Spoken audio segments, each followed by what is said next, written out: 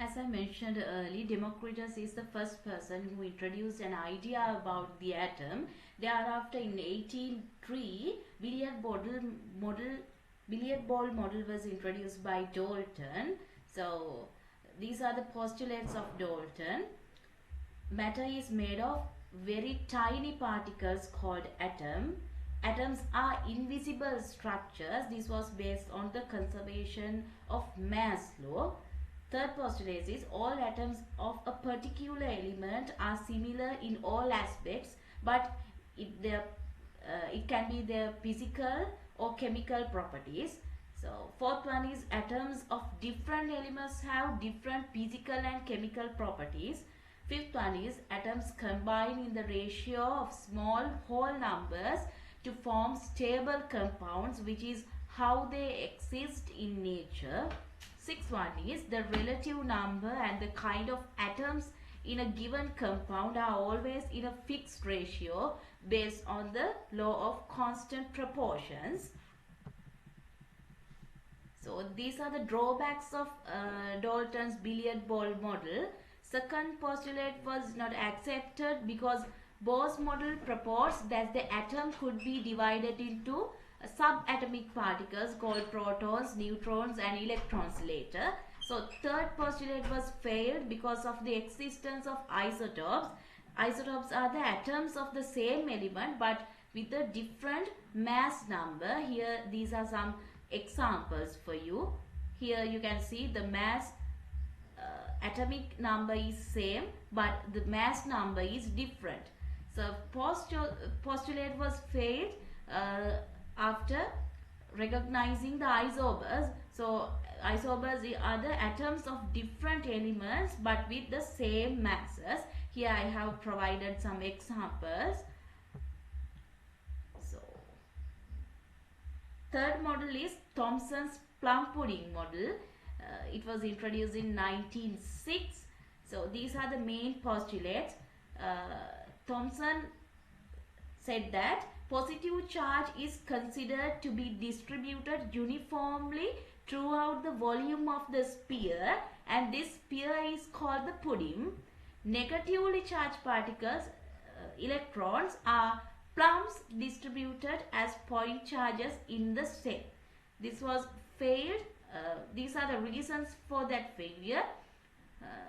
Thomson's plum pudding model was failed to explain the stability of the atom, how the positive charge holds the negatively charged particles in the atom, position of the nucleus in the atom, the scattering of alpha particles by thin metal foil, existence of the light spectrum and the emission of the electron spectrum.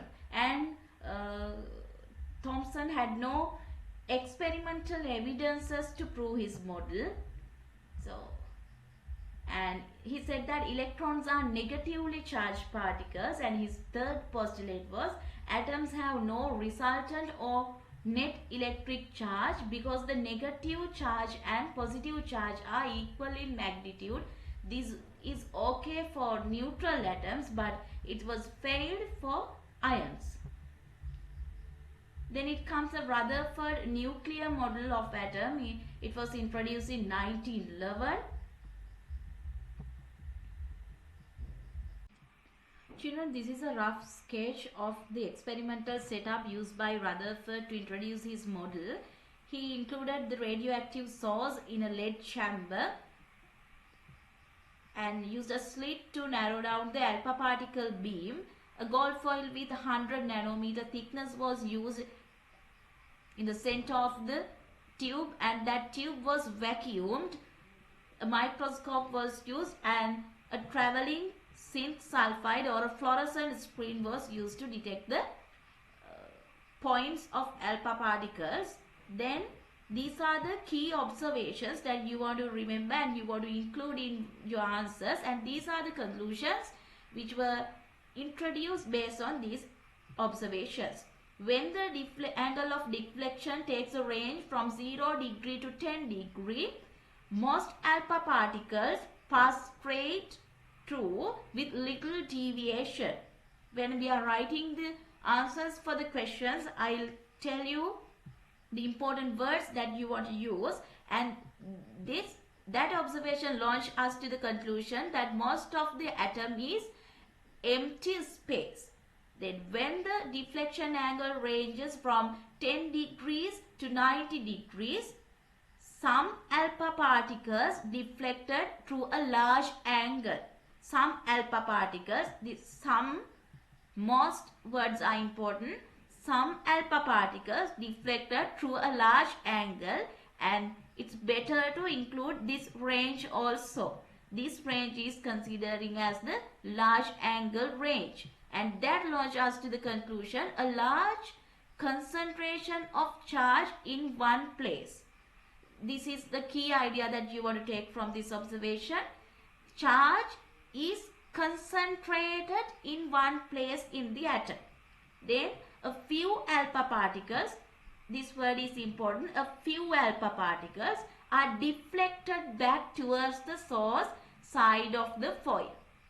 Then that deflection angle range can be written as 90 degree to 180 degree. Here children, don't use the word the alpha particle beams reflected back. Okay, use this word deflected back in these angles.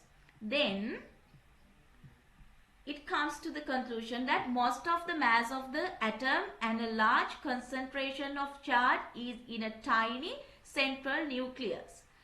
As a summary, the key point that we can take from the Rutherford model is mass and the charge of the atom is concentrated to its center, and that concentrated area is called as the nucleus.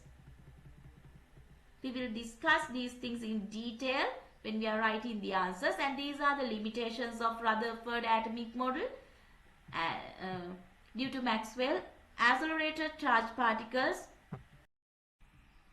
Then let's discuss the nuclear structure of the atom. Here simply what they say is protons and neutrons are clustered and concentrated together to the center of the atom, and that area is called nucleus. And electrons are moving in the shells and they are orbiting this nucleus. Then it comes the quantum mechanical model. This was mainly introduced by Werner Herzberg. What the scientists say, electrons are orbiting the nucleus of the atom just like the planets are orbiting the sun in solar system. And I'll simply tell you the uncertainty principle. We cannot know the exact position and velocity of anything at a given moment. So because of that, as we cannot exactly point out which electron is where in a considering moment, we introduce an idea by considering electrons as a clouds. Electrons are moving around the nucleus as probability clouds. So that is the key idea which can be taken from the quantum mechanical atomic model for your level, and we will discuss some questions based on these theories.